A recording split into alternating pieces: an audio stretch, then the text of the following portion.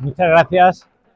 Para los que no conocéis el Club McDonald es un club organizado desde psicología, sobre todo movido por alumnos y una profesora que está ahí detrás, que no lo veis, ahí está, ¿vale?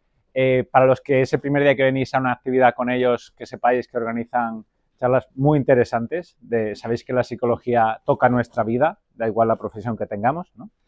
Y bueno, y paso ya, después de dar gracias al club por invitarme a dar esta conferencia, que por cierto es muy ambiciosa. Hay que decir que el título me lo pusieron, ya hablé de qué temas podría hablar, pero el título es muy complejo. Pero luego me pareció que es una buena oportunidad para conectar distintas áreas y que nos demos cuenta de cómo todo está interconectado, ¿vale? ¿Y qué está interconectado? Pues está muy interconectado de dónde venimos, nuestra cultura, tanto de dónde venimos como cómo es la cultura de ahora, que daré unas pinceladas. No puedo meterme a fondo en ninguno de los temas, pero voy a dejar ahí los temas como una guía para el que quiera seguir luego profundizando. Hablaremos del amor, aunque no solamente del amor romántico, que es donde terminaremos. Vamos a terminar hablando algo del amor romántico. Algunas de las cosas ya las sabéis, pero no está mal recordarlas. Otros de los que estáis lo escucharéis por primera vez.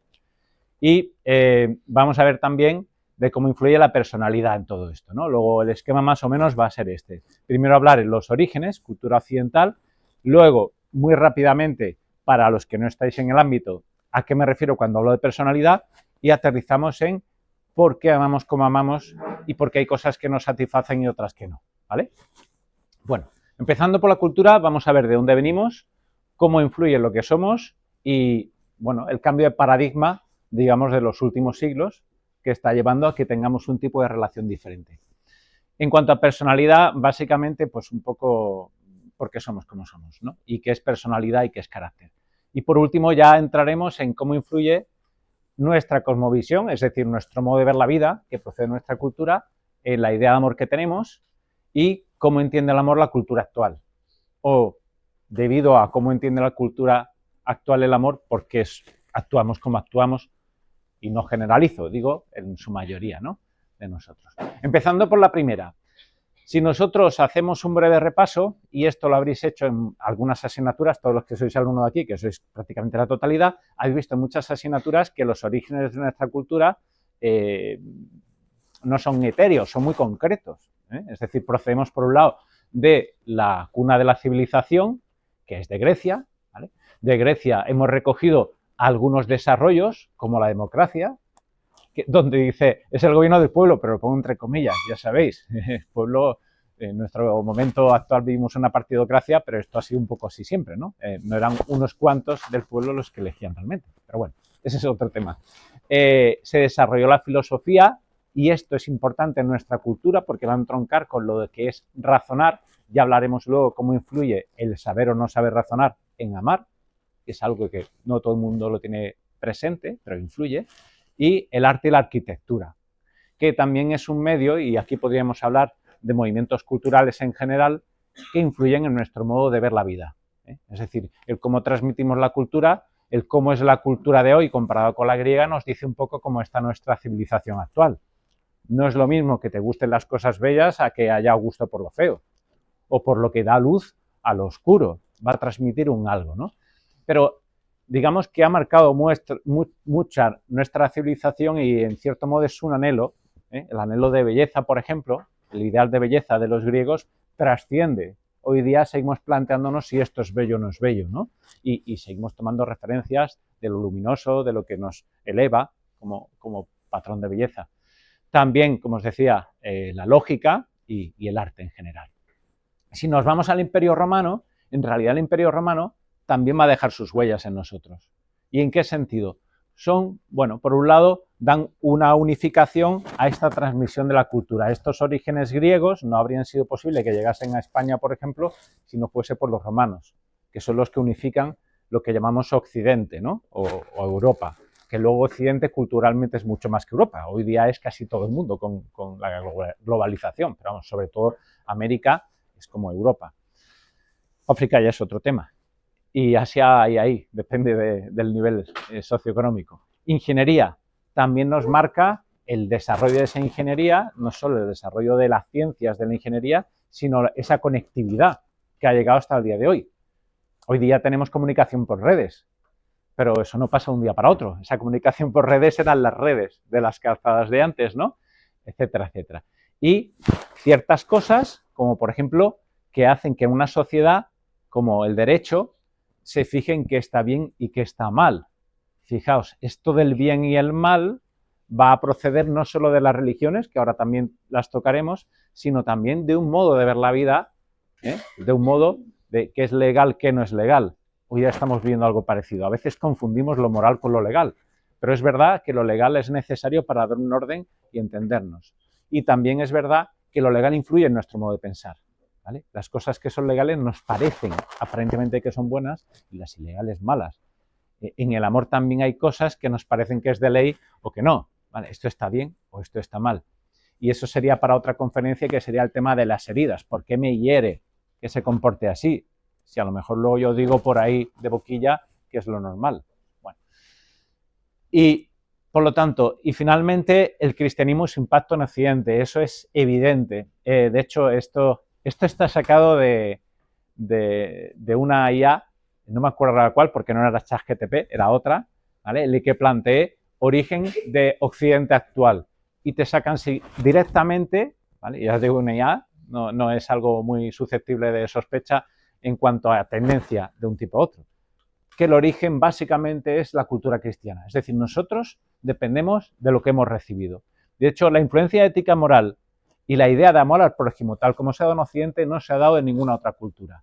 Luego profundizaremos un poquito más en cómo nos influye esa idea de amor al prójimo, ¿vale? Si nos vamos a otras culturas, y hago un poco spoiler, si nos vamos a las castas de la India, ahí no hay amor al prójimo. Ahí yo estoy en mi casta y si tú estás abajo te piso, ¿vale? Si nos vamos al emperador de China, el emperador es Dios y puede hacer lo que le da la gana con el que esté abajo. Es solo la cultura cristiana la que nos viene a dar la idea de que tiene que haber amor al prójimo. Hasta tal punto de que si un gobernante no es justo, se le echa en cara. Y los historiadores se lo echan en cara, ¿vale? Eso no estuvo bien. ¿Okay? ¿Por qué? Porque el patrón, el punto de referencia es el amor al prójimo. Y eso va a ser brutal, va a generar un cambio en la sociedad bastante grande. El arte religioso va a desarrollarse también siguiendo un poco el estilo de la belleza de los griegos. También las religiones, en lo que es artístico, en lo que no es propiamente el bien y el mal, que eso es lo propio de la religión, pues absorbe y toma de la cultura de la que nace, ¿vale? Y entonces, en este caso, el cristianismo tiene una fusión muy grande con el mundo griego y el romano. Por eso decimos que nuestra cultura son las tres patas. Y en la arquitectura va a haber un desarrollo también bastante potente en cuanto a arquitectura religiosa, ¿no? Ahora, cambio de paradigma. Para el que haya visto conmigo Historia de la Psicología le sonará esta diapo, porque literalmente la he cogido y la he traído aquí, ¿vale? Aquí hablo un poco más, esto es muy breve, pero explico un poco más la mentalidad de Comte y cómo Comte influye en el cambio de Occidente. Mucho más de lo que él habría soñado, ¿vale? No es por su idea, él tiene una obsesión con erradicar la religión de la vida social, y entonces su obra va por ahí criticando todo lo religioso y también incluso critica la psicología, cree que la psicología no es una ciencia, sin embargo le encanta la sociología, pero sobre todo va a dar mucha fuerza al positivismo y al cientismo, donde va a poner como criterio de verdad, lo que es lo que la ciencia pueda ratificar. Y más allá de lo que la ciencia pueda ratificar es lo que me sirva, lo que sea útil. Yo puedo hacer una predicción y entonces puedo controlar lo que va a ocurrir, entonces a eso le llamo ciencia, a eso le llamo verdad. Y todo lo que salga de ahí no lo considera válido. Si lo pensáis por un momento, si yo digo que en una relación amorosa lo importante es hacer bien al otro, estoy hablando de algo controlable, medible y sujeto de poder predecir. ¿En una relación amorosa yo puedo predecir el comportamiento del otro? No, ¿verdad? Entonces, ya digamos que va a marcar mucho. ¿Por qué? Porque si el primer tipo de relación amorosa basada en el amor al prójimo, lo que importa es el tú, es una relación uno con otro, en el que se busca el bien, en esta no salimos de ese paradigma y nos vamos a lo útil. ¿Es útil para mí esta relación? ¿Me va a aportar algo que yo para mí sea tangible? Por ejemplo, un disfrute, ¿vale? Una satisfacción. Entonces, como veis, parece que es tontería y que la filosofía no tiene que ver con nuestra vida, pero está totalmente intrincada. y he puesto solo un pensador. Hay muchos pensadores de esta línea que podrían influir en cómo nos comportamos. De hecho, hay trabajos por muy interesantes que hacen eso.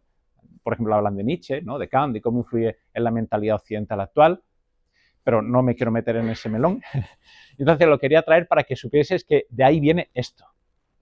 El cambio de paradigma empieza a nivel filosófico, pero hoy día el cambio de paradigma se da por lo que absorbemos en nuestra mente a través de las redes. Es decir, no hay nada inocuo. Nuestro cerebro siempre está aprendiendo, cuando quiere aprender y cuando no quiere aprender también. Solamente con ver y oír estamos aprendiendo conductas, patrones, modos de estar. Y cuando nosotros vemos un comportamiento en un vídeo, en una película, en una serie, lo naturalizamos. Vemos que es normal. Y ya desde hace décadas, los primeros culebrones de nuestros padres y abuelos, que veían culebrones venezolanos y tal, ¿no? Y hoy día están las series de Netflix, de Prime y de todas estas.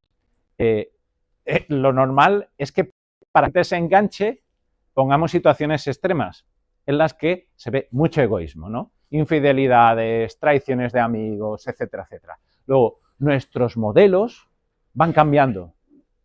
Ya no son los modelos de la cultura de la que procedíamos, donde lo que primaba era el amor al prójimo, y ya veremos por qué llega al amor al prójimo, porque esa religión llega a ese punto. No, lo que prima es sálvese quien pueda, ¿no? Y topa a mí, ¿no? Y yo quiero, y tú dame, y si no me das, pues adiós, ¿no? Es un poco... Esto va a influir muchísimo en nuestras relaciones y en el cómo las vivimos. Pero continuemos con lo singular de nuestra cultura. ¿Por qué os digo, insisto tanto en esa diferencia en el modo de amar? Bueno, pues para hacer eso, se me ha ocurrido que la mejor forma de hacerlo es entender por qué es diferente la religión que hace que nuestra cultura sea como es. Porque da igual que profesemos esa religión o no, es decir, da igual que seamos cristianos o budistas o de Islam. Vivimos en una cultura cristiana, donde hemos heredado una serie de tradiciones. Bueno, los que vivimos aquí, si alguno es extranjero y es hindú y viene de la India, pues no digo nada, pero digo el que sea de la cultura actual, de la cultura europea. Entonces, el concepto de amor de Dios en las religiones, el día que yo caí en la cuenta me dio mucha luz. Dije, vale, empiezo a entender las cosas. ¿Por qué? Y vamos a hacer un repaso rápido y lo vais a entender. Fijaos, la idea de Dios en las religiones orientales. Si nos vamos al budismo, ¿el budismo tiene la idea de un Dios persona? No. El budismo se centra en la búsqueda de iluminación y liberación del sufrimiento sin una deidad personal. Es decir, Dios es como una energía, un algo. No hay algo en lo que tengas una relación. Buda nunca dijo, tienes que amar a Dios y Dios te ama. Luego, no hay un modelo de comportamiento con un tú. ¿Ok? ¿Me seguís por dónde voy? Bien, hinduismo. El hinduismo presenta un panteón de un montón de dioses y diosas. Digamos que no hay un Dios personal que nos ama. De hecho, es una relación ambivalente. No sé si sabéis que en psicología, cuando se dice que una relación es ambivalente, suelen ser muy tóxicas, ¿no? Yo te digo que te quiero, pero te lo digo con cara de enfado, ¿vale? Entonces, ahí tienes dioses que son del odio y dioses que pueden ser del amor, pero son mensajes contradictorios. No hay una idea única de la relación sana, la que te mandan o la que te ponen de modelo es de amor. Si nos vamos al taoísmo, nos encontramos con más de lo mismo. Se basa en el concepto de Tao, un principio cósmico sin una deidad personal. Es algo como muy etéreo. Lo que en el siglo XX se dio en el occidente, que copiamos un poco, no sé si os suena New Age, un poco ese movimiento, era algo parecido. Si nos centramos en el budismo, podríamos decir que se ama a una energía, no hay un Dios. Entonces, al ser algo impersonal, nos cuesta mucho que podamos tener como modelo ese tipo de relación. Ese amor a la nada va en la línea de buscar liberarse de todo apego. Es decir, no es crear un algo con alguien, es salirme hasta de mí mismo. La nada.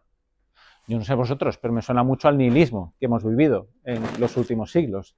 Ese vacío que siente uno, me siento como inquietos. Uno, si pensáis por un momento, ahora voy a disolverme en la nada. Yo no sé vosotros, pero me da ansiedad, ¿eh? Es como yuyu, a nada, a la nada. Bueno, pero a ellos, por lo visto, les encanta. Claro, la clave está en que Buda en realidad no era profeta, él no dijo que quería montar una religión. Si sabéis un poquito de historia, sabéis que Buda era un filósofo. De hecho, nunca habla no dice la palabra Dios en sus escritos. Y algunos biógrafos llegan a decir que él en realidad era ateo, porque nunca habla de Dios. O sea, eso no lo sabemos, porque no hay una entrevista con Buda de decir, oye, ¿tú crees que existe Dios o no? Eso no lo sabemos. Pero lo que sí sabemos es que él no fundó la religión, la fundaron sus discípulos. Yo qué sé, molaría más que fuese religión que filosofía o qué, pero por eso no hay un Dios de referencia, ¿vale? O un modo de amar. En el hinduismo, bueno, pues ya centrándolo en dos ideas básicas, el amor es como panteísta, ¿no? Es decir, Dios es todo, cada uno de nosotros, las hormigas, los árboles, todo, ¿no? Y sería un poco ese amor de liberación, donde Dios nos guía hacia la liberación, luego nos reencarnamos, bueno, las teorías de reencarnación, ya sabéis. Luego tampoco hay algo concreto. Pero no pasa solamente eso en Oriente. Si nos vamos a América, vamos a ver más de lo mismo. Es muy parecido. Entonces, en América nos encontramos que los dioses están en la naturaleza. Relacionan dioses no como un ser personal con el que establezco una relación, sino como algo que está ahí arriba y que maneja las fuerzas de la naturaleza. El sol, la luna, ¿vale? Los que se encargan de los cultivos, que la madre naturaleza, la cosmovisión del mundo cíclico, ¿eh? En la que todo está intrincado, muy parecido al panteísmo también oriental, y el tema de los sacrificios. Fijaos cómo es la relación con Dios, que entienden que Dios es un Dios cruel al que le gusta que mates a alguien y lo machaques, ¿no? Y se lo entregues. Es como, wow. A ver, ¿cómo quiero amar a mi chico o mi chica? Pues mira, tienes aquí un modelo. Si hace falta, lo sacrificas, ¿no? Bueno, pues, en fin, yo creo que no nos satisface, pero es por eso, porque no tienen un modelo de relación. Las africanas en realidad pasa un poco como las asiáticas, hay mucha variedad. Es muy difícil decir una religión tal, pero sí es verdad que tienen algo en común, que se basan mucho en ideas de espíritus. Tampoco se encuentra, si analiza las religiones africanas, una relación personal con un dios, ¿no? Es como más de miedo o de admiración, ¿okay? O de veneración. En otras tradiciones sí que creen en la existencia de algo así como un dios creador, ¿vale? Pero hay a distancia y le dan mucha importancia a los ancestros, a lo espiritual, de los antepasados. Esto un poco pasa como en el mundo japonés, no nos metemos por ahí porque ya serían muchas cosas, pero bueno. Si nos vamos a Europa, pero antes del cristianismo, precristianas, tenemos los griegos y los romanos con dioses antropomorfos. Es decir, dioses con cuerpo de hombre son como hombres con superpoderes. Pero si te vas a cómo eran ellos, en realidad eran dioses caprichosos, que se ponían los cuernos unos a otros, ¿vale? Egoístas. Pues vaya modelos de relación, ¿no? Es como, Dios mío, y si esos son los dioses, la mitología romana, más de lo mismo, ¿vale? Van acogiendo dioses como por modas. Ellos tenían, a nivel estratégico, podía considerarse que acogían dioses de otras religiones para no pelearse en ese campo con los que habían conquistado y asimilarlos, pero en el modelo de relación, pues un poco absurdo, es como, ¿Dios es algo que está de moda o no? Y la idea ya de incluso que una persona, un ser humano es Dios, como es el César. Pero claro, encima del César es el Señor que tiene poder, no es alguien a quien tú amas, con el que tienes una conversación, ni alguien que te enseña cómo amar al otro, ni alguien, nadie pensaría que César sería capaz de dar su vida por ti si tuvieses un problema. No molestes al César, ¿okay? Es la idea de Dios que tiene. El Islam, fijaos, el Islam tiene dos ideas básicas en la relación con Dios. Amor de justicia y amor protector. Es decir, ellos ven a un Dios a mucha distancia del humano que te va a tratar bien si tú le eres obediente. Va a aceptar a los fieles, pero rechaza a los infieles. Y de hecho en el Corán directamente dice que hay que acabar con el que no se convierta, porque está en el mal y entonces a por él.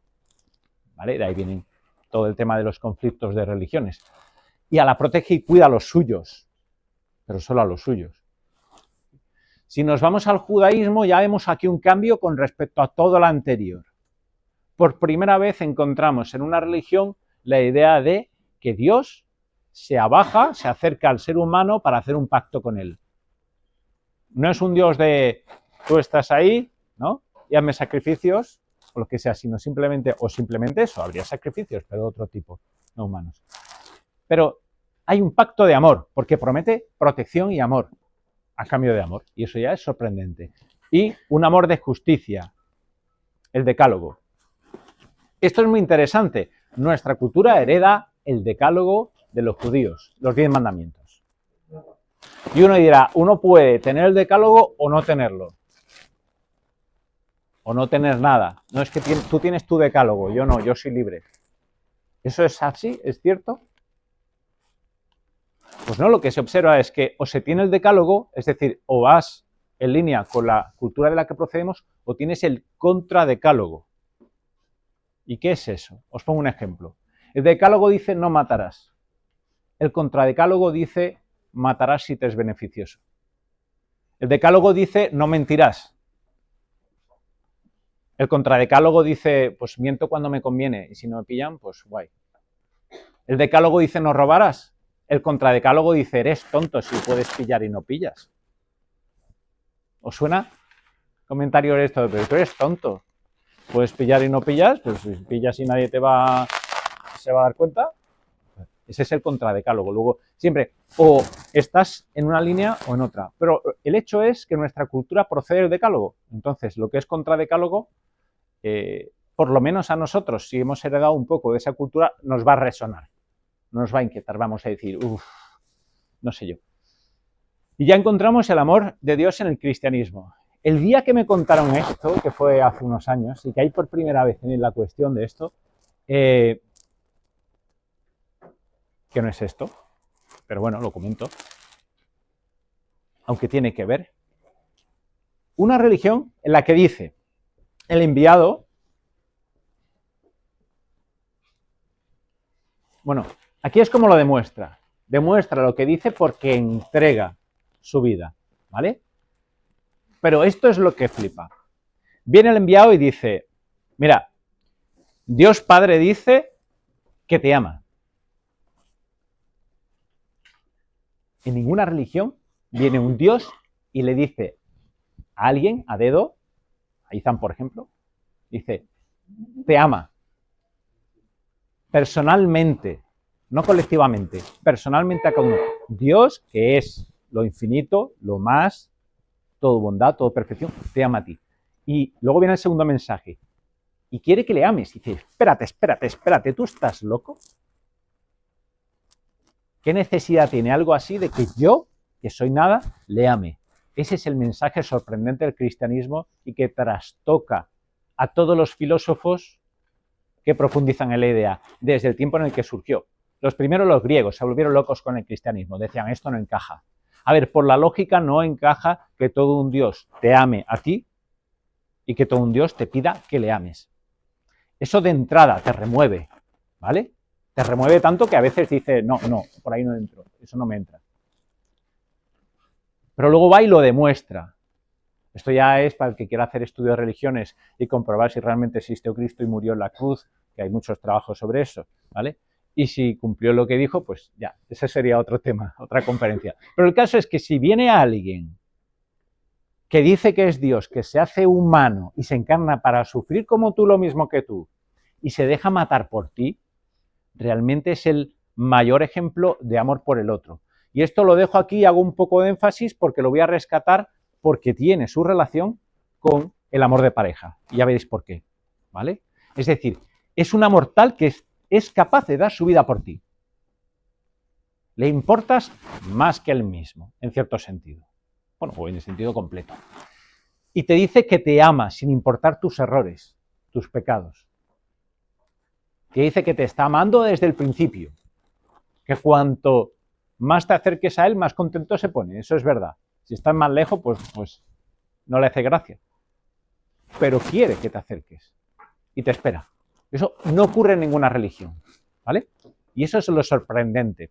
Pero fijaos, esto durante siglos ha permeado en nuestra cultura. Desde que llega Comte y luego muchos otros filósofos que hacen la contracultura en ese sentido, la cosa va cambiando. Y es verdad que a lo mejor a nosotros no hemos heredado esta esencia, pero está ahí. Y ya veremos luego qué satisface más, ¿vale? Y quedaos con un spoiler, con esta gráfica. Ahora mismo no sabéis lo que significa. Algunos sí, porque si hay alguno de segundo... No estoy reconociendo a nadie de segundo de fisio. Con segundo de fisio, si si hemos hablado de esto alguna vez, de esta gráfica. Pero lo dejo ahí. Tiene un sentido. Y vamos a pasar brevemente a lo que he hecho hasta ahora, es una introducción de por qué nuestro modo de amar viene de donde viene, ¿vale? Que ha habido un cambio en el paradigma del modo de amar, y ahora vamos a ver que ese modo, esa cultura, influye en nuestro modo de ser, para ver cómo luego nuestro modo de ser influye en nuestro modo de amar, ¿vale? ¿Y qué es personalidad? ¿Cómo influye en lo que somos? ¿Y qué es el carácter? Y distinguirlo, bueno, pues es la misión de las siguientes diapos, que son 2 o 3. Bien, lo primero, y esto está cogido de un artículo en el que lo extrae muy bien de la obra de Rudolf Fallers, Joaquín García Alandete, y dice, fijaos, persona es lo que se es, no es algo que se tiene. No es un modo de ser, no son características, no son rasgos, persona es lo que tú eres, lo que cada uno de nosotros es. ¿Ok? Ya está ahí, todo el mundo lo entiende, fácil, ¿verdad? Personalidad, ¿qué es? El cómo se es, el hecho de ser persona. Los que tenéis ya cierta formación en esto, sabéis distinguir lo que es temperamento, lo heredado, ¿no? Del carácter, lo que es adquirido y que todo junto forma nuestra personalidad. Es decir, cómo manifestamos lo que somos, cómo somos, ¿no? en la relación. Y el carácter ya es algo que se tiene, se puede adquirir y se puede cambiar. El temperamento tiene que ver en cómo se es, está en la esencia. Pero el carácter es algo modificable, donde influye nuestra cultura, nuestros amigos, las series que vemos, los comentarios que hacemos en los descansos, o lo que nos dicen los profes, o lo que nos dicen las redes. Ese Insta que he visto, que tenía un reel muy chulo, y entonces ya me he quedado con una idea dándole vueltas. Bueno, todo eso va marcando nuestro modo de comportarnos luego, y va haciéndonos ser como somos. Más a fondo, el origen etimológico viene de marcar, es decir, lo que vivimos nos va haciendo marcas. Y eso va conformando nuestro carácter. Somos lo que somos por lo que vivimos, ¿vale? Los elementos de carácter tienen que ver con ese individuo sobre el que se imprime una experiencia que estamos viviendo. Es decir, es el conjunto de características que vamos a ir adquiriendo. Y si ahora en este momento a cada uno nos examinamos y nos vemos, el carácter es el cómo somos ahora, lo que hemos adquirido hasta este momento. Y cómo tendemos a comportarnos ante cualquier situación, ¿ok? O pensar. Es decir, no hay nada inocuo, todo nos influye, todo nos cambia. Somos seres que mantenemos una esencia, nuestro yo, pero continuamente podemos estar cambiando. Y nos están cambiando las ideas, lo que vemos, lo que vivimos, los chistes, todo, cualquier cosa. De modo que ahora mismo vivimos esta situación, pero a la hora de comportarnos nos planteamos hacia dónde queremos ir y ese comportarnos tiene que ver con nuestros juicios de valor. De esto hemos hablado en algunas clases con algunos, ¿no? El tema, siempre estamos juzgando desde que nos levantamos por la mañana. Lo suyo es que aprendamos a juzgar bien, no de forma caprichosa ni a lo tonto, ¿vale? Pero siempre estamos juzgando y eso hace que al final decidamos comportarnos de un modo u otro.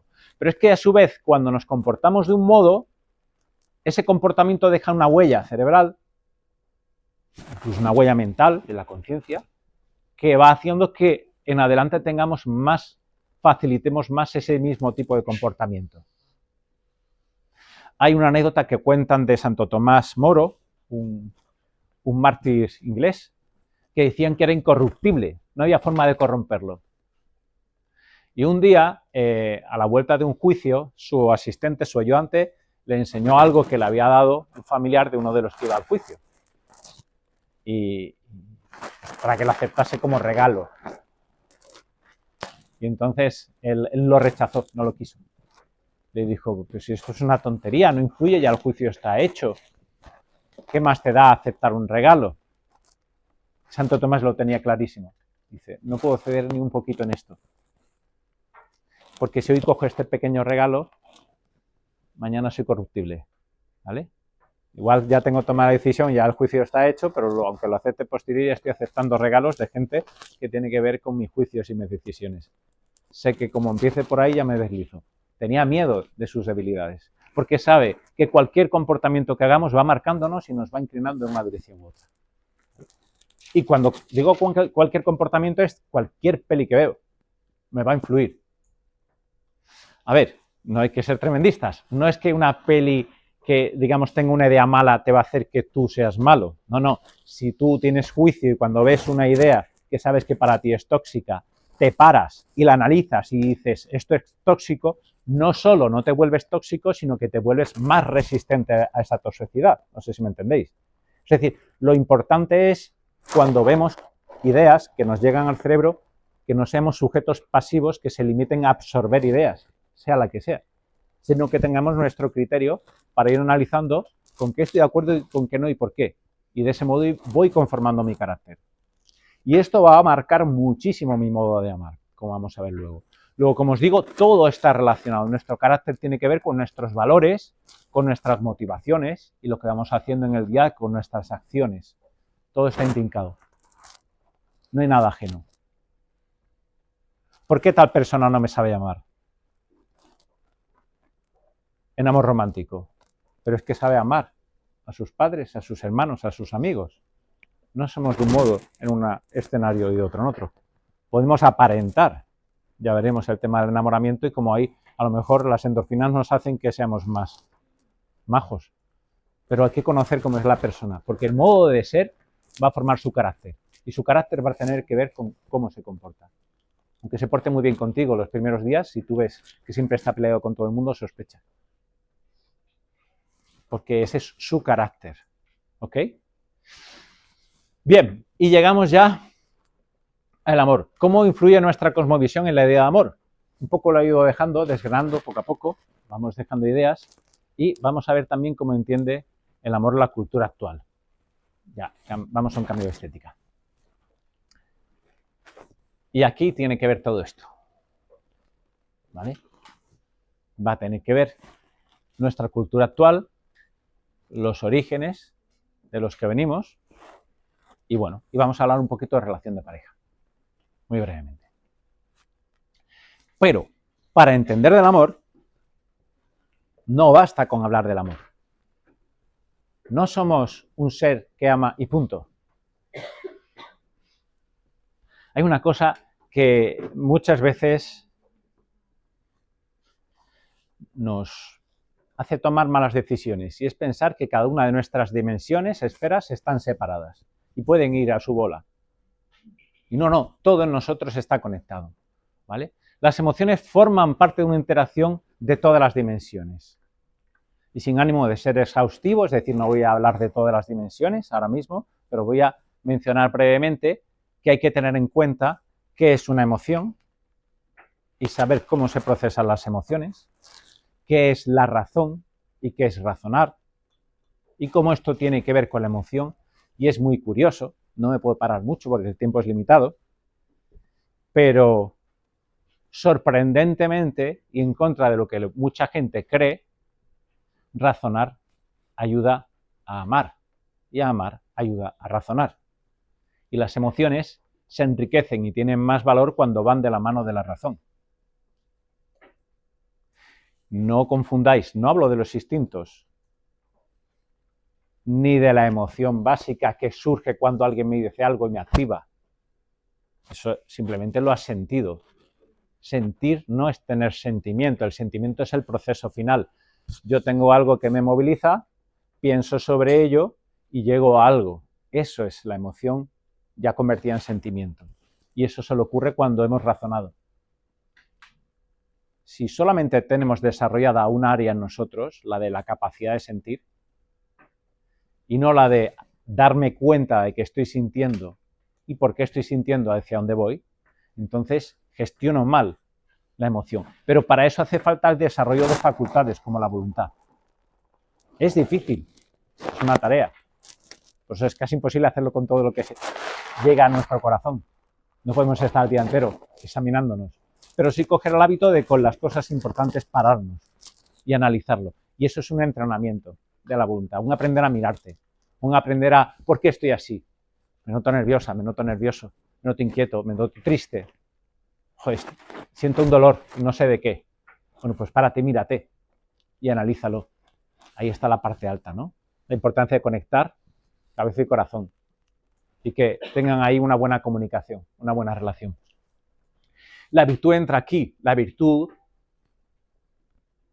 recordad que es tener hábitos buenos. Una virtud es un hábito bueno, una costumbre buena. O hacen falta ciertas virtudes para poder entenderse bien. Ciertos hábitos buenos de mirarse a uno mismo, de saber escuchar lo que está pasando dentro y lo que está pasando fuera, ¿vale? Y de entenderlo. Y todo esto tiene que ver con la relación. Y recordad que nos relacionamos en muchas dimensiones al mismo tiempo. Hay objetos que nos traen recuerdos, emociones. El entorno donde estoy físicamente muchas veces me despierta algo. Las personas, desde luego, lo que más.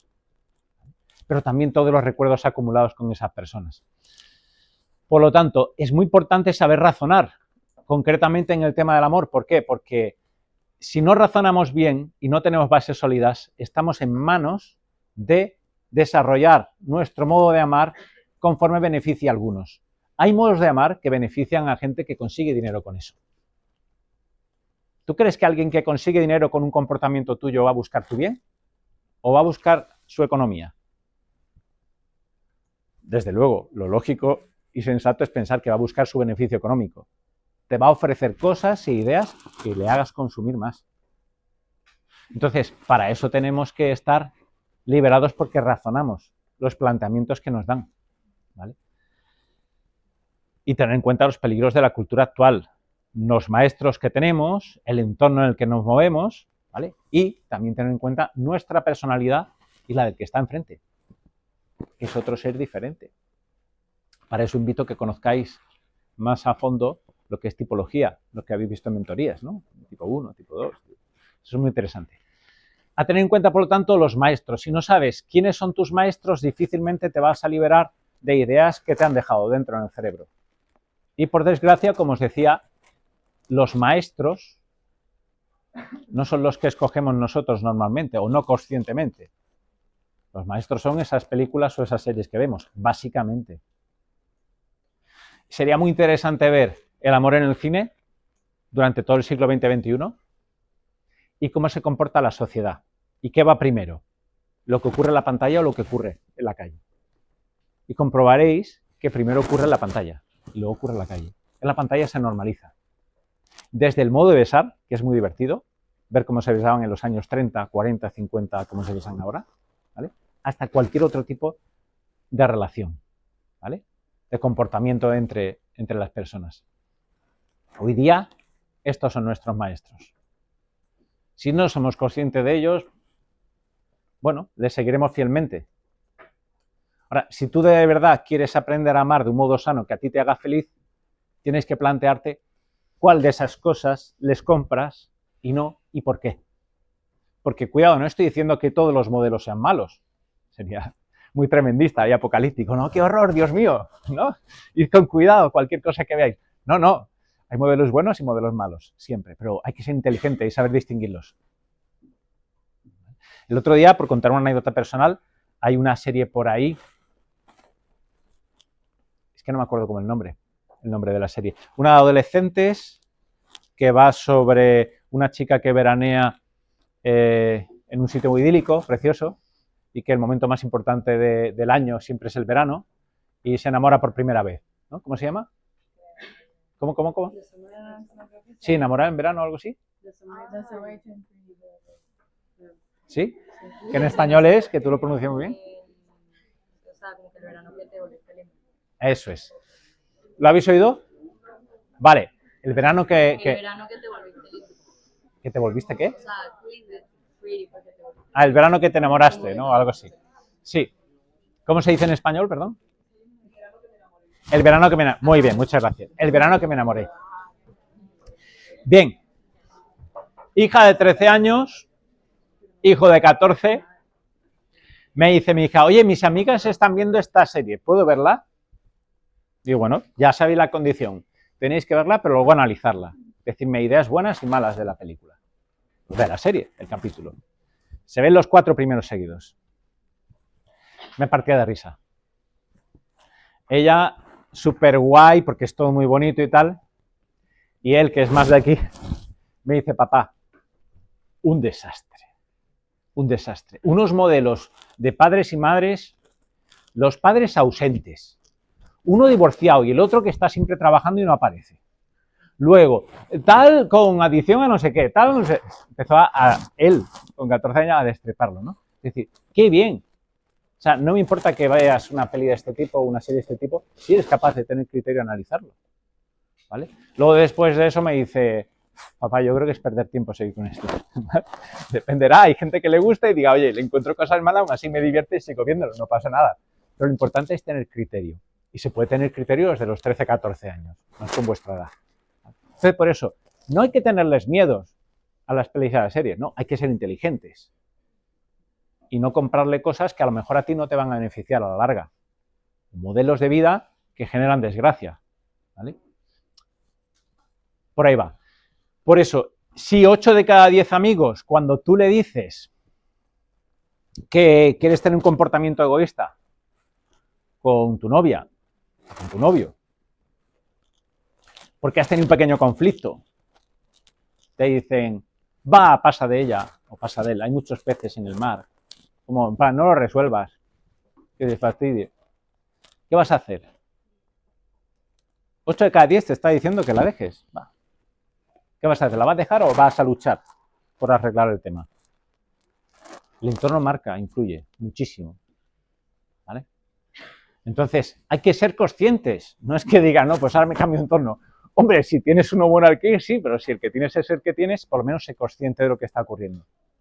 Y que no sea el entorno el que tome tus decisiones, sino que seas tú el que digas, no, sí, voy a dejarla o voy a dejarlo porque es que es un narcisista y no hay quien viva con esta persona y para eso está el noviazgo, para conocerse y ver si la cosa es compatible. Y resulta que no, pues no voy a pelearme por eso. Ahora, es que hemos tenido un conflicto porque somos diferentes. Si pensamos diferentes en una cosa, es normal. Hay mucha gente que esto no lo sabe, pero noticia. No hay ninguna pareja que nunca tenga un conflicto. Y si nunca has tenido un conflicto, es que hay un conflicto gordo de verdad. Un conflicto de comunicación. Porque hasta con nosotros mismos nos peleamos con frecuencia. Imagínate con alguien que no eres tú.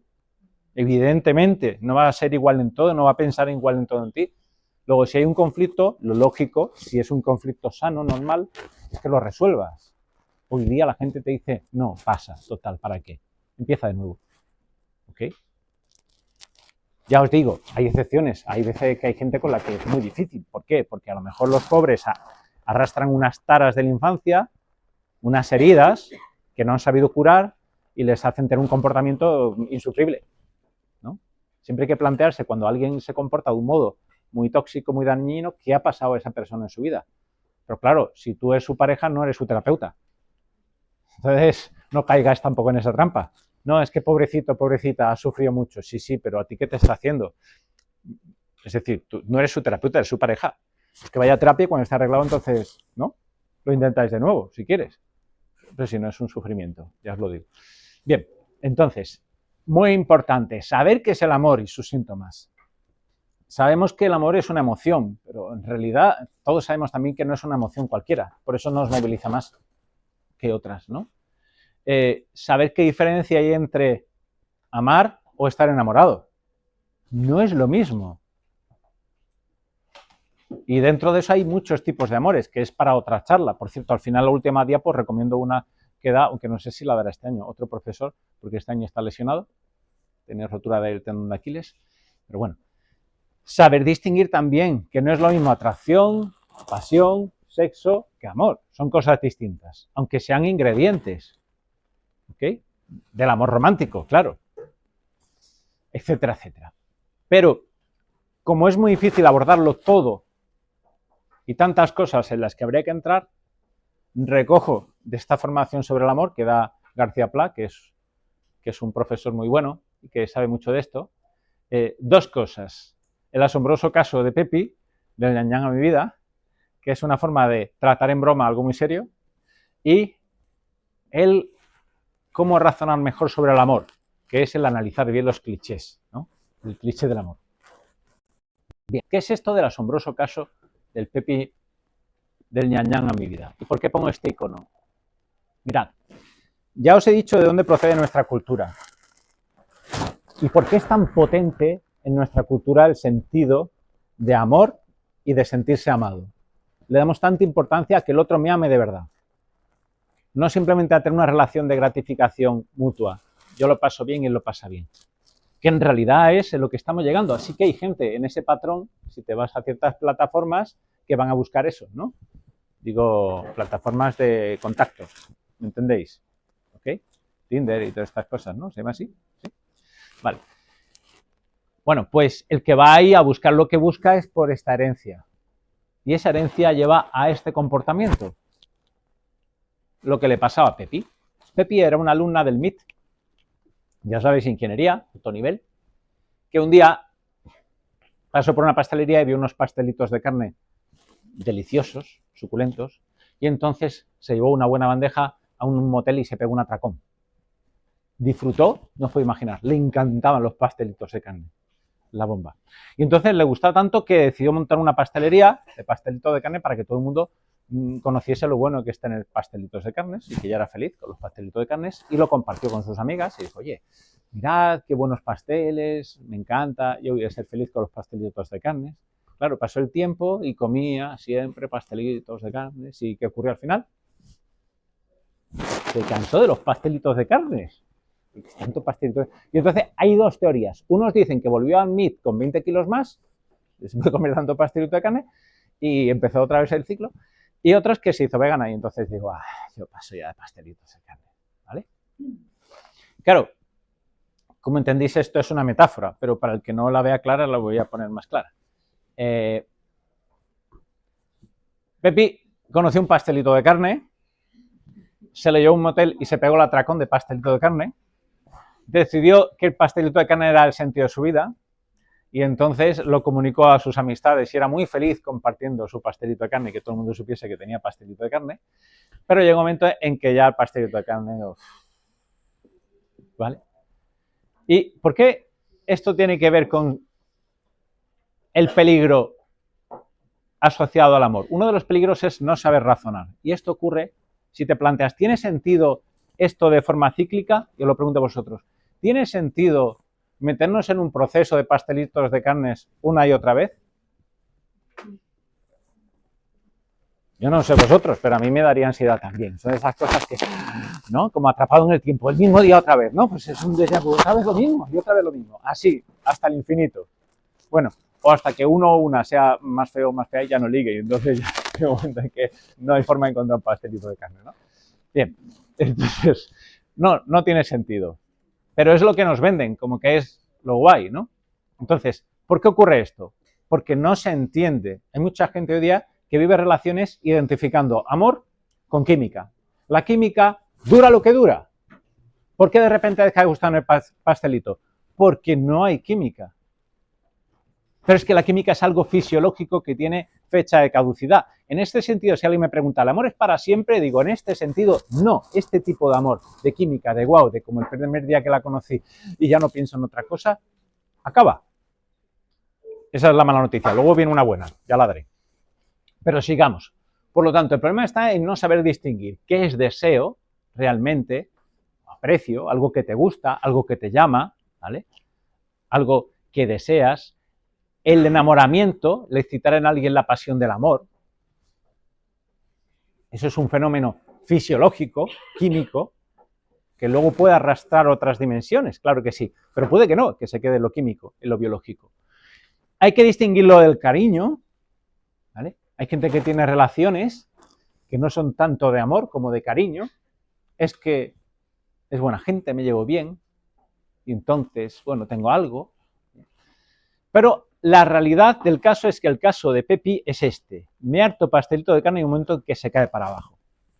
Fijaos, hay pocas discrepancias en los estudios que hay sobre cuánto tiempo dura el enamoramiento químico. Bueno, la verdad es que hay bastante discrepancia si lo pensamos bien, porque unos estudios dicen que al mes se ha acabado y otros que dura hasta un año. Pero en lo que no hay discusión es que pasado un año se acaba la química. Relaciones ya muy especiales que han estado mucho tiempo a distancia se puede alargar como mucho a 2. Pero gente que se ve habitualmente, después de un año se acabó ese tipo de química. ¿Vale? Claro, te vas a canciones que dice porque ya no siento lo mismo, como las de Ella baila sola, y te quedas diciendo, porque ha pasado el año. Pero piénsalo, ¿no? Abre los ojos. Te va a pasar una y otra vez. Claro, en este año hay una serie de fenómenos curiosos que de entrada, de primeras, cuando uno lo piensa, dice, joder, qué mal diseñados estamos, ¿por qué nos volvemos tontos o ciegos? Es que resulta que conozco a alguien, me fascina tanto que sus defectos me parecen maravillas.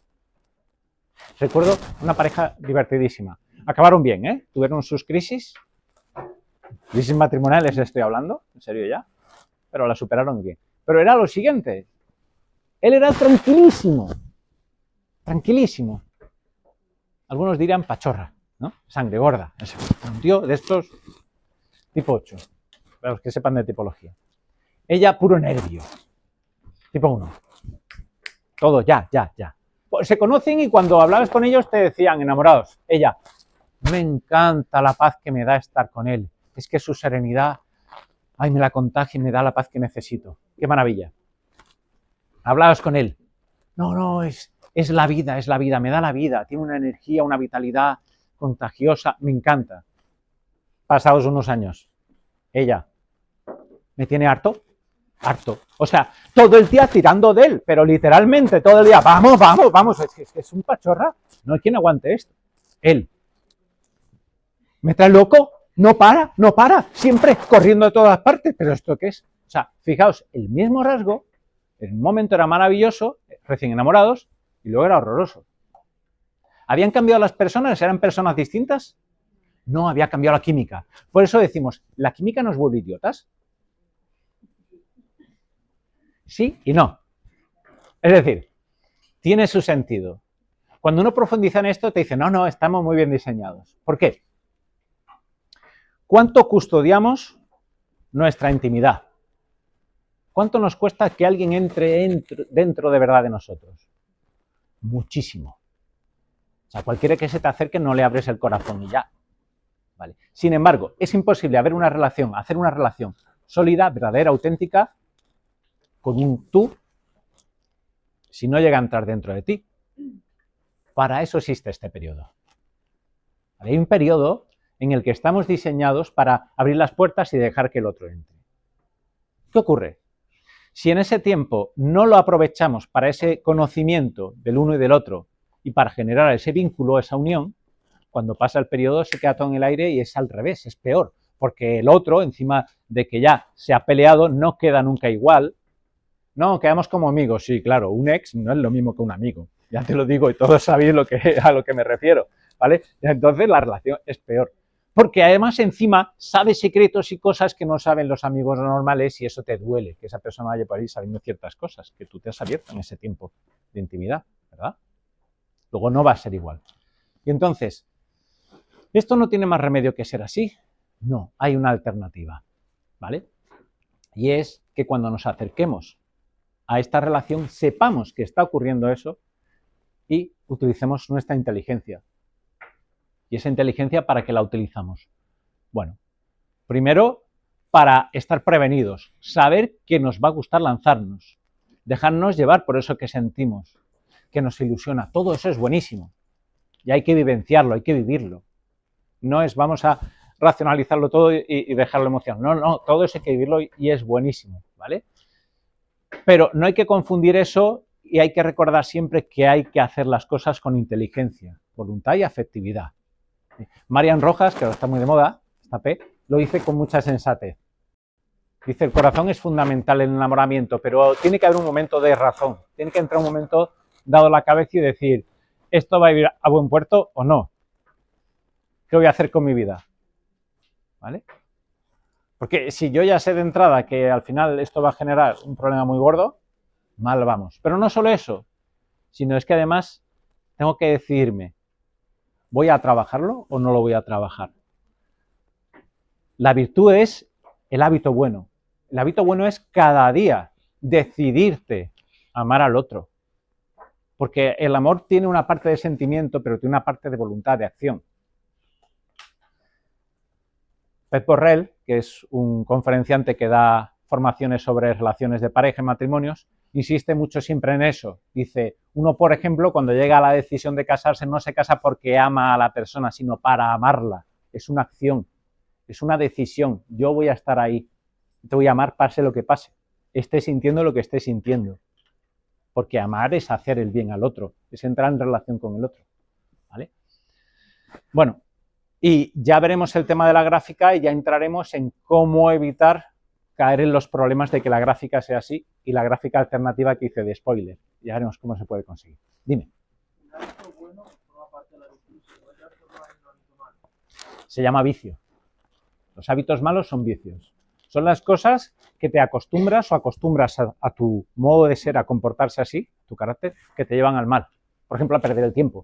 Hay vicios que son muy tóxicos y otros que simplemente te hacen inútil. O sea, el que por ejemplo dice, no, es un juego muy bueno, muy entretenido y además te sirve para desarrollar inteligencia espacial, vale, genial, pero esas 8 horas al día que gastas en él, ¿te rentan para dedicarte solo a eso? ¿Vale? Entonces, los vicios siempre son cosas, hábitos que te restan bondad o felicidad, porque si la dedicas a otras cosas te van a aportar más a nivel de formación o de disfrute, que igual disfrutas más haciendo cosas diferentes. Sí, efectivamente, existe la versión mala, que es el vicio, ¿no? Bien, ¿por qué me paro un momento a hablar de cliché? Porque la única forma de afrontar estas redes que tenemos y estas pelis que vemos es desarrollar la inteligencia. Y uno de los atajos más rápidos para darnos cuenta de si somos inteligentes o no es tener la habilidad de detectar frases hechas que nos inducen a comportarnos de un modo u otro. Es decir, ¿qué es un cliché? Y los que ya habéis tenido conmigo esta formación sabéis de qué hablo. Es una frase breve que te lleva a comportarte en una dirección sin que tú hayas caído en la cuenta. Oyes una frase y te convence sin haberlo razonado. De estas así en las películas, todos los días, ¿vale? Y en las series no te cuento. Mi hijo, de hecho, detectó algún cliché en la serie que vio. No, pues fíjate, ha dicho esto y lo otro, ¿no? ¿Vale? Ella no tanto, porque ella estaba como que lo ven sus amigas y ella quería verlo, entonces lo veía con otros ojos, no era tan crítica. Él estaba ahí en plan de, bueno, vamos a hacer análisis, ¿no? Entonces tuvo un ejercicio más activo. Fijaos cómo influye la emoción, ¿vale? Y el condicionamiento de, si le gusta a alguna amiga mía, me tiene que gustar el entorno. El contenido de las frases, de los clichés, en realidad normalmente es inocuo o tonto. O tú ves la frase y dices, pues, vale, yo soy yo. Pues claro, ¿quién vas a ser? No vas a ser el vecino, tú eres tú. La frase en sí no te está diciendo nada nuevo normalmente. Pero lo que importa es para qué se utiliza, qué sentido tiene y cómo te influye a ti en esa conversación, ¿vale? Veamos, generalmente el problema de los clichés no es que estén, porque hay clichés que a lo mejor te llevan a hacer una cosa buena. Por ejemplo, hay un cliché clásico, el sé tú mismo, que tiene una versión mala y una buena. Sé tú mismo, lo puede lanzar una amiga porque te diga, uy, te han dado consejos. Sé tú mismo, no sigas los consejos. Oye, depende, si el consejo era bueno, ¿por qué no lo vas a seguir, no? Ahí puede ser malo que te digan sé tú mismo si lo que quieres es separarte de la influencia positiva de alguien. Ahora, si que te quieres separar de la influencia negativa, bien.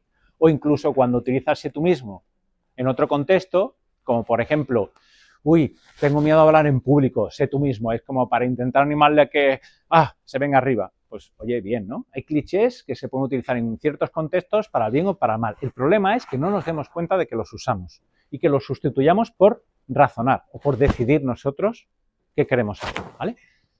Generalmente cuesta mucho trabajo detectar los clichés y contrastarlos, o contrarrestarlos, mejor dicho. Vamos a ver que eso es habitual.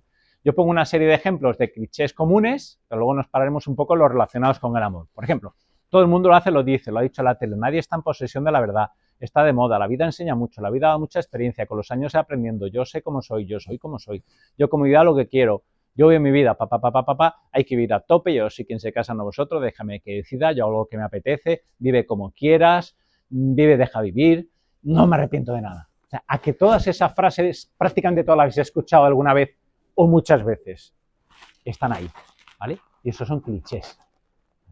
Y no es un problema que estén ahí, el problema es que nos lleven a tomar decisiones que no hayamos tomado nosotros, ¿okay?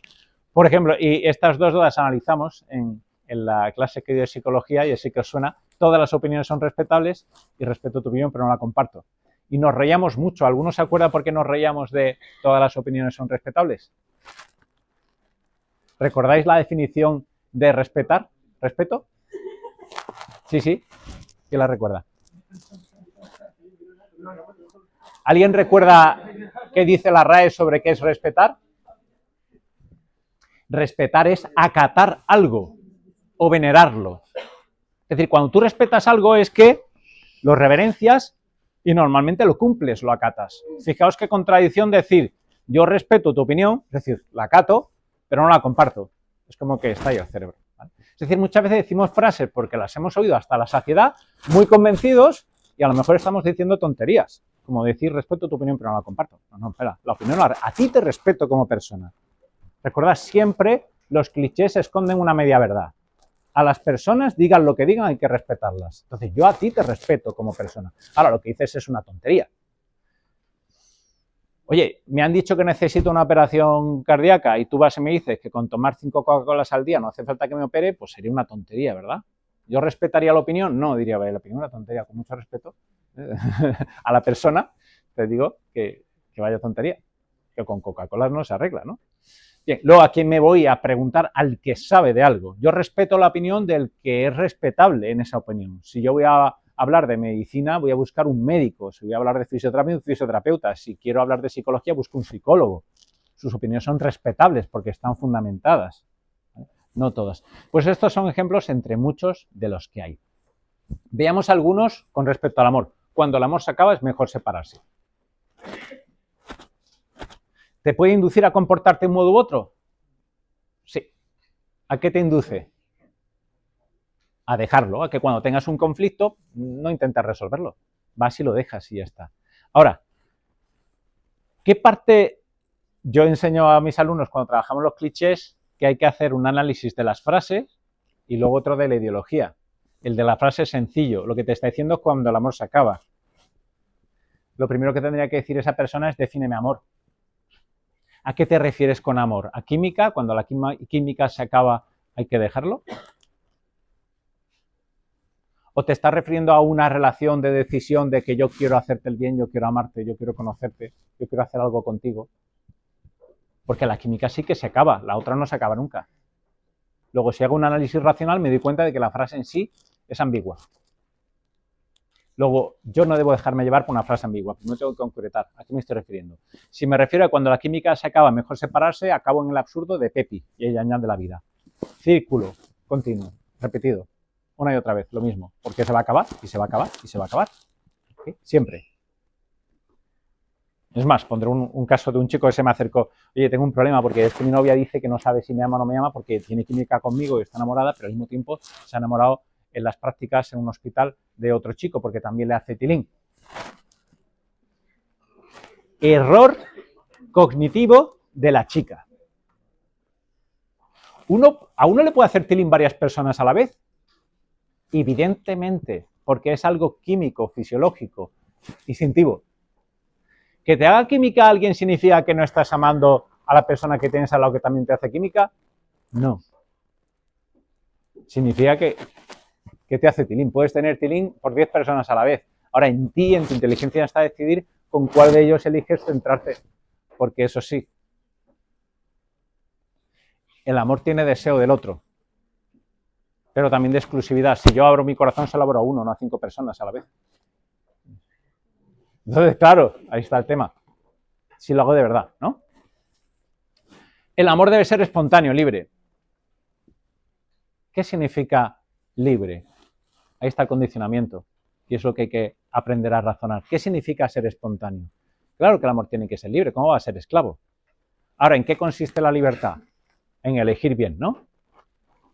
Si tú eliges por alguien, ¿estás dejando de ser libre? No, has elegido tú. Eres libre en tu elección. ¿Ok? Y entonces, en ese sentido, ¿a qué se está refiriendo? Pero el que dice la frase, ¿para qué la dice? Probablemente para justificar una infidelidad. Mira, chica, yo te quiero mucho porque el amor espontáneo entonces surgió y tal, ¿no? Entonces, en fin, solo se ama una vez en la vida, el flechazo, el flirteo, no se pueden poner condiciones al amor, las relaciones abiertas, no hay que casarse sin haber probado un poco de todo, en fin. No es una conferencia sobre clichés. La mayoría me conocéis, sabéis dónde estoy si queréis trabajar más clichés. Y los que no, pues os animo a que busquéis información sobre clichés. Es algo en lo que entrenarse muy interesante, ¿vale? Pero era importante que supieseis que están ahí y que tenemos que trabajarlos. Y que es como se comunican las ideas hoy día. En una peli no te van a dar una conferencia sobre una idea para que te comportes de un modo. Te van a soltar un cliché. Y luego a los minutos otro cliché. Y así. Así es como conforman nuestra idea de cómo hay que hacer las cosas. Segundo peligro. El sentimentalismo. ¿Por qué hay tantas heridas y por qué cada vez somos más vulnerables? No sé si os habéis parado a pensar que hoy día, yo no sé si me estoy pasando de hora, sí un poco, voy a intentar resumir y terminar pronto. Yo no sé si habéis parado a pensar que hoy día hay más gente herida, o por lo menos eso parece, en temas de relaciones. Se sufre mucho, pero quizás eso tiene que ver con cómo entendemos las emociones. Y hay un problema de fondo que es confundir sentimiento con sentimentalismo. Y es hacia dónde voy. Hoy día tenemos una cultura del sentimentalismo, que se basa en dos pilares. Lo que vale es lo que siento, ¿vale? Si algo me da un sentimiento positivo es bueno, y si me da un sentimiento negativo es malo. Un ejemplo clásico que yo pongo, que es el de... Es que lo viví yo, ¿vale? Desde que era novio de Ruth y luego... No de esta Ruth. Alguno dirá, anda, si eran novios. No, de otra Ruth, y que fue mi esposa luego, que ella decía al principio, a ver, si llego del trabajo agobiada y no me apetece decirte quiero darte un beso, porque te lo voy a dar. Es más natural, más auténtico no dártelo cuando no me apetece y dártelo cuando me apetece. Y uno entrada podría decir, oye, pues parece razonable. Lo que siento me hace sentir bien, bien. Y si no, pues entonces está mal. Criterio de verdad, ¿no? Pero ¿qué pasó? Que nos casamos, tuvimos un hijo y cuando tuvimos el primer hijo, llegaba del trabajo, sonreía, aunque estaba cansada y no le apetecía, le decía cosas bonitas y le daba besitos al niño. Y entonces ya un día le dije, yo le miré y digo, oye, guapa, ¿tú no decías que lo más auténtico es mostrar tal como vienes del trabajo y no tal? Y me decía, bueno, pero criaturita, ¿qué culpa tiene él? Y le dije, ¿y yo qué culpa tengo? Y a él lo entendió. O sea, de novios intenté razonárselo muchas veces y no había manera, pero cuando lo vio dijo, ostras, es verdad, si le quiero de verdad como quiero a mi niño, lo suyo es que no me traiga el agobio, aunque luego después de dar el beso y decirle te quiero, me desahogue contándole, porque con alguien tengo que desahogarme, pero hago el esfuerzo de demostrarle amor. Aunque en ese momento lo que siento no es te amo, pero es un modo de demostrar que amo de verdad, es decir, incluso tiene más valor, porque no te sale espontáneo, es un amor de voluntad, yo decido amarte, ¿ok? Bien. Y lo que vale es lo que siento y se aplica hasta en nuestra cultura a cosas muy extrañas. O sea, ¿habéis oído hablar de gente que se siente pantera y cebra y estas cosas? Y que entonces dice, no, si tú te sientes así, pues tú eres como te sientes. El valor del sentimentalismo, lo que vale es lo que siento. Claro, ¿por qué está ahí el logotipo del Santander? Porque tenemos una oficina aquí en Santander. Si tuviésemos otra, os pondré el ejemplo con otra sucursal. Pero como tenemos la del Santander, os lo pongo con esa. Imaginaos que uno de vosotros decide ir a la oficina de ahí del Santander y le dice, mira, Juanma, que quiero sacar 10.000 euros de mi cuenta. Y hace así, taca, taca, taca, tienes 100 euros, chaval. ¿Cómo que quieres sacar 10.000? Dice, perdona, yo me siento multimillonario. Y me autopercibo como multimillonario, eso es lo que siento. Y como lo que siento es verdad, tú me tienes que dar 10.000 euros, que no es nada para los millones que yo siento que tengo. Y te insiste, y dices, bueno, no, a ver, por si no lo has visto, te quiero la pantalla, mira, 100 euros, ¿eh? O sea que... Entonces me estás discriminando, me estás ofendiendo, porque no me dejas ser lo que yo siento que soy. Yo siento que soy multimillonario. Opción A. Coge el hombre, le convence y dice, me has convencido, te doy aquí, tienes tus 10.000 euros. Opción B, si insiste la persona, llama a seguridad, tengo aquí un problema. ¿Cuál creéis que es? A o B. Bueno, pues ese es el tema. Cuidado, esto es lo que siento en este momento. El sentimiento o el sentimentalismo, porque el sentimiento es la emoción pensada, el sentimentalismo nos traiciona muchas veces y depende de muchos factores que no están bajo nuestro control. De cuánto hemos dormido una noche, de si nos han dado antes una mala noticia, del nivel hormonal que tenemos de testosteronas o estrógenos o de lo que sea, ¿vale? Es decir, no dependen muchas veces nuestras emociones de nuestra decisión, sino de factores que están fuera de nuestro control. Si nosotros nos movemos en la relación amorosa basándonos en lo que yo estoy sintiendo en este momento, estamos perdidos. No va a haber ni una relación estable, ni satisfactoria, ni gratificante a lo largo de vuestra vida. ¿Vale? Y de ahí viene el tema del sentimentalismo, es que si vas en contra de lo que siento me estás ofendiendo. Dios mío. ¿Vale? Hay una periodista que tiene mucha gracia, Candela Sante, que decía, una tiene más probabilidades de acertar con el número de estatuillas que se lleva una cinta, de los Oscars se refiere, midiendo el número de víctimas autodesignadas que contiene que juzgando su calidad.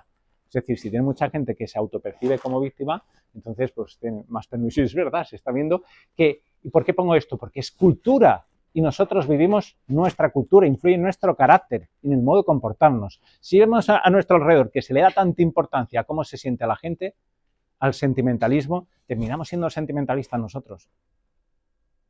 Y no cuestión de sentimentalismo. Y entonces ya vamos a lo que, al meollo, ya sí termino, ¿vale? Para el que tenga prisa y tal, y quiera quedarse preguntar, y ya entramos en más detalles. ¿Esto se puede evitar? Sí. ¿Cómo? Con el desarrollo de la voluntad y el aprovechamiento de ese primer año. ¿Cómo es posible que haya gente que haga esta gráfica en lugar de esta? Y cada vez vaya más. Porque los hay, los sabemos, lo hemos visto. El que no tenga una experiencia directa, yo he tenido varias directas, se ha enterado de que existen por ahí gente que se llaman 40, 50 años después. ¿Cómo es esto posible? Pues es muy sencillo. Y ahora volvemos, no sé si me traje la imagen, no me trae la imagen. ¿Recordáis la imagen de la piedad de Miguel Ángel? ¿Vale? Bien. Es la misma imagen, la de nuestra cultura, la de nuestro Dios, que se entrega por nosotros, que la de otro ejemplo que suelo poner mucho. ¿Cómo es nuestra madre con nosotros? A no ser que tengamos la desgracia de que alguien tenga una madre psicópata, lo siento, si es el caso, pero si no tiene un trastorno severo, ¿cómo es la madre con un hijo? ¿Qué es capaz de hacer una madre por un hijo? Todo. Y si tiene que elegir entre un bien para ella o para su hijo, ¿qué decide? Por el hijo. ¿Qué provoca eso en nosotros? No digo que seamos madres de nuestra pareja, cuidado con malinterpretar. Pero ¿qué provoca eso en nosotros? ¿Nos sentimos seguros de que nos ama? Sí, es decir, la certeza y la unión se genera con el comportamiento. Cuando nosotros nos vemos acogidos, amados, atendidos y que para el otro somos importantes de verdad y se demuestra que es lo que vive, va generando un vínculo muy fuerte, como el que se genera con una madre. ¿Vale? Ya os digo, cuidado, no os convirtáis en madre de vuestra novia o de vuestro novio, no es eso. Pero sí de copiar algo que está ahí, que es, si en ese año la relación es auténtica y no hay un par de egoísmos que se buscan mutuamente satisfacer, voy a pasar un año happy divirtiéndome y ya, sin más, que entonces sí ocurriría esto. Si ese año lo aprovechamos para un real conocimiento en el que unas veces cede uno en favor del otro y viceversa, y porque los dos lo que quieren es conocerse y demostrar que el otro te importa, va creciendo un amor que es más profundo y de otra calidad. Y entonces, en el momento en que se va la química, se nota un poco porque es diferente, ¿vale? Ya no estás todo el día pensando en la otra persona de una forma así casi invasiva, que te tiene la cabeza loca, sino que ahora ya te acuerdas a lo mejor a lo largo del día 2 o 3 veces, pero con más calidad. Y tienes detalles de más calidad con la otra persona. Y la otra persona tiene detalles de más calidad contigo. Porque no está movido por el sentimentalismo, por lo que ahora siento, sino está movido por lo más importante, por ese deseo de unión de verdad con la otra persona. Que cuando es mutuo es lo que provoca. Y alguno me dirá, bueno, pero si uno de los dos no funciona, pues se cae. Claro, es algo de dos, es una relación de dos. Y con esto termino. Y para el que quiera saber más sobre tipos de amor, porque hay muchos tipos de amor y cómo entenderlos, pues por ejemplo, el colega, este profesor, Vicente García Pla, da formaciones de vez en cuando, algunos años, que son muy interesantes. Y con esto termino la parte completa.